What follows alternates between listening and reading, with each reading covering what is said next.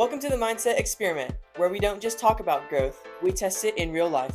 I'm Victoria. And I'm Jacob. Every week, we're challenging our habits, our thinking, and the stories we've been telling ourselves, and documenting what actually changes. This isn't about being perfect, it's about being honest. Let's get into this week's experiment.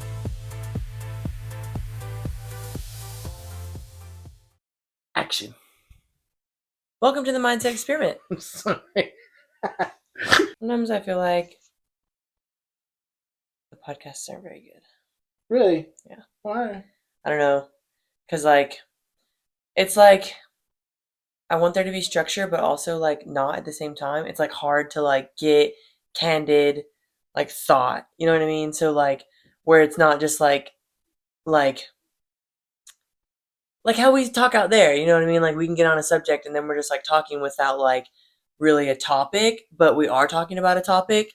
Sometimes I feel like we've come up with a topic and then, when we're talking about the topic, we've had, way better conversation outside of this. You know what I mean? About that topic. And then we, get in front of the camera and then we're like, well, you know what I mean? Or I lose my train of thought, or Because you know, we're both not comfortable being in front of the camera yet. right? So that is. Yeah, and I guess being confident on what I'm talking about, because the research and stuff, is true because everybody, all the research that you do, pretty much like you said last time, it's everybody's kind of doing the same thing, or at least interpreting something from the same source. You know what I mean? So the research makes sense, but then when we're trying to regurgitate it, sometimes I feel like I lose my where I'm going with it, or trying to make it go in a flow that makes sense for listeners. You know what I mean? Your how you coach it. Yeah, How yeah, you- yeah. That's what we're working on. It's going to get easier. You It figure out. did say it was gonna get easier. Huh? What an interesting topic to open up on, because it's about being uncomfortable and still doing it anyway, and you know what I mean? Where I feel like I don't really. It's not that I don't like the podcast that we post, because I like the ideas that we're having behind it. I guess, like you said, it's still in the beginning stages. You know what I mean? It's Yeah. I still want this to develop more and be better. Well, yeah, because you care about it and you want to put your best foot forward. Oh. That's why you're hard on yourself. Yeah, I'm really good at that. I mean, but it's only been 2 months. Yeah, this one is actually definitely gonna be episode 15. Oh shit. Yep. So 3 months. Almost. Dang, What is it? 3 months? No, almost 4 months. Because 16 weeks Oh, would yeah. be 4 months, because there's 4 weeks in every month. So almost 4 months, almost half a year. Wow, that's crazy. 2 more months, it'll be half a year. Wow. Good for you. Good for you. Mm-hmm. Good for us. Yeah. So, okay, well. Anyway. Welcome. Welcome to the Mindset Experiment. Welcome. Again.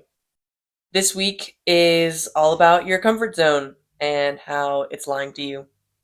And how maybe to get out of it. Yep. Okay, did you have a definition? Did your research, did you get remember in the beginning we were doing definitions and what I got and what you got? I didn't do a real definition just because self-explanatory. Right. It's not that hard to figure out what the comfort zone is. It's just where you're safe and you feel comfortable. Yeah. And how do you know you're in the comfort zone?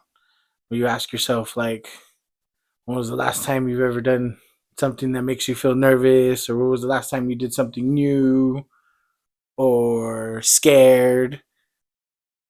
Do you have a routine? Then you're probably in a comfort zone, in your comfort zone. Yeah, because everybody's comfort zone is a different comfort zone. You make your own, and it's it all stems from feeling safe. People don't make themselves feel vulnerable. Yeah. So that makes you uncomfortable, right? So that's it's kind of like thinking outside of the box. You have this box that you feel safe in, and You do your routine because it's safe and you're comfortable. And You know what's gonna happen. science says we do easy things like that to keep us safe. It keeps us from danger. So we choose to not be uncomfortable because our body or our mind really doesn't know the difference between being like in real danger or I'm just, oh man, this is awkward or just people looking at me. Yeah, So yeah. Actually, I got some like I did a little bit like deeper research on that because I was like, oh, that's interesting. Like why because like all the you hit research it. says the same thing. I did hit it, yeah. So I was like, but the research all says the same thing of like, oh, well, thousands of years ago, we were hunters and gatherers. So, our decision making came from being safe and like risk meant there was danger involved. So, like, your amygdala in your brain is the one that is responsible for like the fight, flight, or freeze. And so, like, when you are put into situations where something is like feeling dangerous or like uncomfortable or vulnerable or whatever, like just not in your comfort zone, then you start to get the same symptoms like fast heartbeat or sweaty palms or anxious pit in your stomach as if you were like being hunted by a lion or like, you know what I mean? It's like your amygdala takes over, and that's the part of your brain with like the emotional control of the like fight, flight, or freeze. So I thought that was interesting that like you're literally wired that way too. 'Cause I was like, that doesn't make any sense for us to develop this thing thousands of years ago, and then like nowadays, like we don't have to do those. So why can't we not develop like the opposite way? You know what I mean? Instead of like, oh, being in front of these people is making me nervous, and I don't want to do it, and so my fight, flight, or freeze kicks in. Like, why is it like that? Like, you know what I mean? So it's because you're literally wired that way.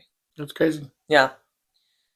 So I guess just to like move on a little bit from that same like scientific research, you know how people will practice like slowing their heart rate or like having slow breathing or just like having a moment to pause before you react to something. Mm-hmm. That is when your prefrontal cortex comes into play, where that is like your wise like parent where it figures out, okay, I'm going to assess the situation and then I'm going to make a decision on whether it's dangerous or not. And so back in the day when we were hunters and gatherers, our prefrontal cortex, if we gave it time to kick in and we took a breath to figure out if the lion was going to pounce on me or not, then that could potentially mean that you're dead, like that you no longer live, then your lineage no longer goes on. Yeah. So that never developed. You know what I mean? So like now we're trying to develop that and slow our minds down and think before we react kind of thing and really develop the like parent part of your brain rather than just letting your amygdala run wild with thought and fear and whatever. You know what I mean? So yeah. That's interesting. That's Yeah. awesome. So I was like that I need more science behind this. Why? I don't understand.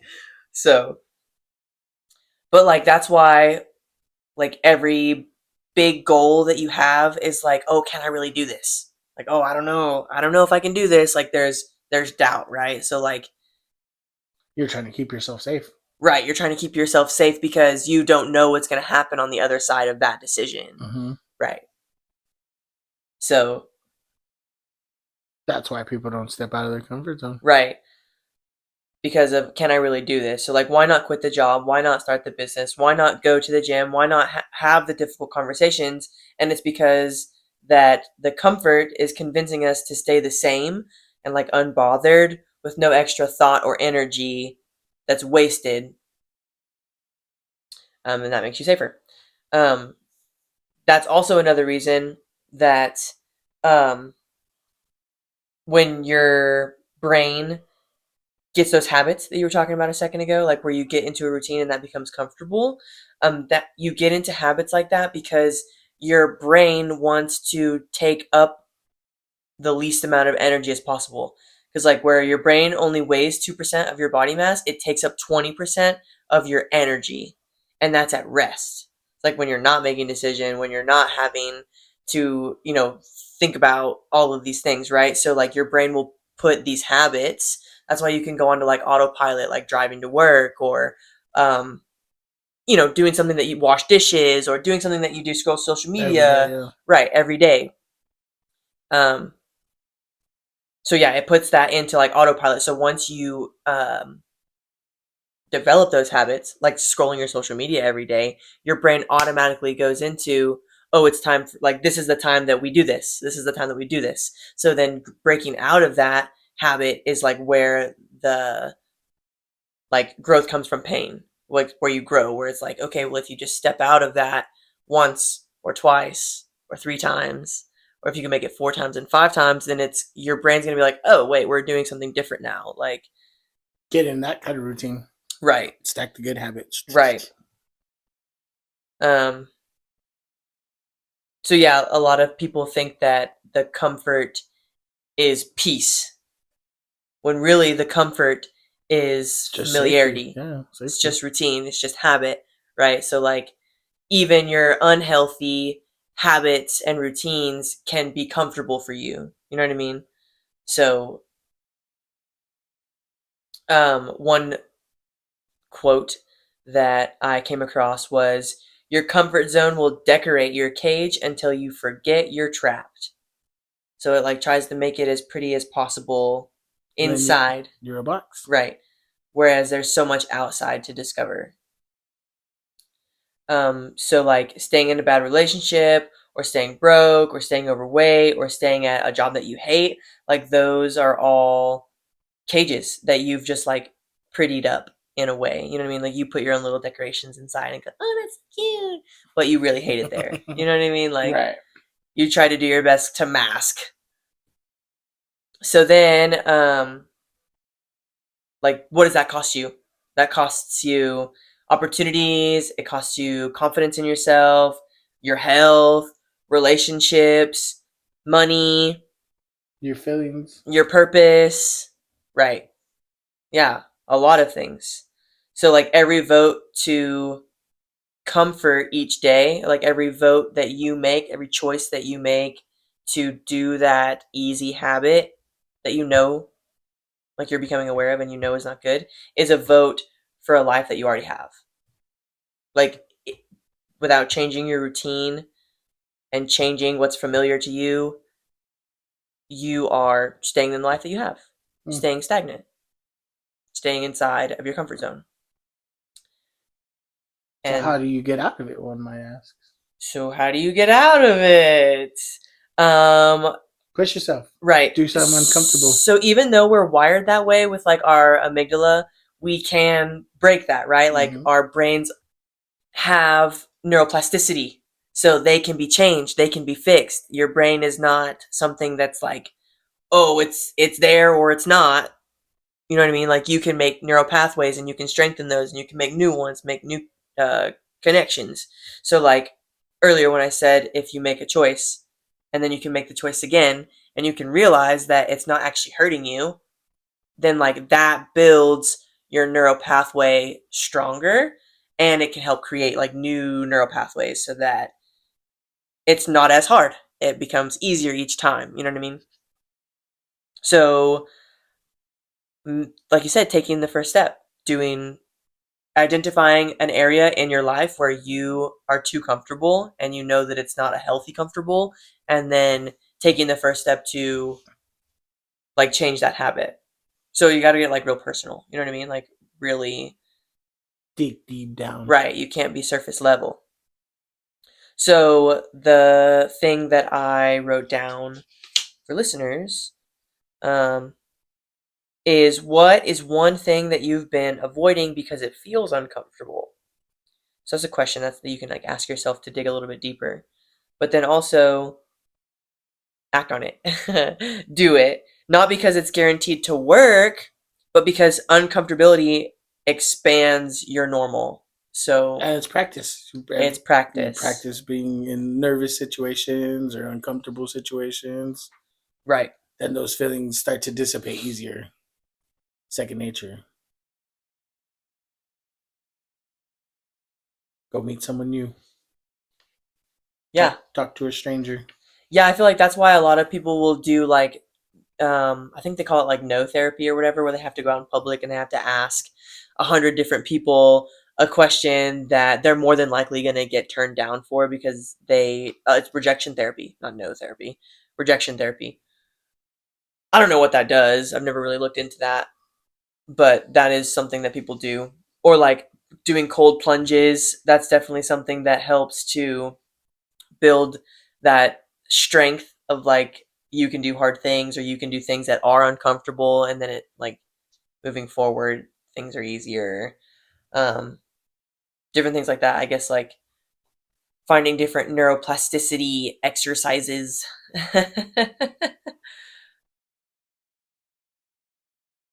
So yeah, that's Go get really uncomfortable this week, y'all. yeah, go get uncomfortable this week. um what's one thing that I could do to kind of help get me out of my comfort zone? I mean, doing this, like what we were just talking about earlier in the beginning, Yeah, was that like this isn't comfortable. Like I feel like yet yet, right? It's not comfortable yet because I feel like we definitely have better conversation when we're not on more camera. candidly. Yeah, like definitely more candidly, like candid conversation when we're not sitting in front of the video or the phone getting recorded. Like it's weird, you know what I mean? And then you feel like all this pressure to have answers for people, even though like we never set out to have any answers for anybody. This is truly an experiment. So Something for us. yeah, Go get uncomfortable this week, y'all.